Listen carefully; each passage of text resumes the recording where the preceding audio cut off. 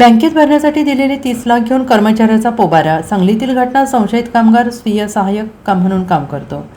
सांगली शहरातील एका व्यावसायिकाने बँकेत भरणा करण्यासाठी दिलेले 30 लाख रुपये घेऊन त्यांच्या स्वीय सहाय्यकाने पोबारा केल्याचा प्रकार उघडकीस आलेला. या प्रकरणी मोहम्मद हसन रफिक पिरजादे वय 32 राहणार new railway police line station रस्ता मिरज यांच्यावर गुन्हा दाखल केलेला आहे. सचिन शशिकांत मालू राहणार महात्मा गांधी रस्ता जयसिंगपूर तालुका शिरोळ सध्या राहणार आनंद चिंतामणी सोसायटी फ्लॅट क्रमांक 401 ओंकार बिल्डिंग धामणी रस्ता सांगली यांनी विश्रामबाग पोलीस ठाण्यात फिर्याद दिली आहे. आणि या घटनेची माहिती अशी की समृद्धी बिल्डिंग सिस्टीम या कंपनीत फिर्यादी सचिन मालू हे संचालक म्हणून कार्यरत आहेत.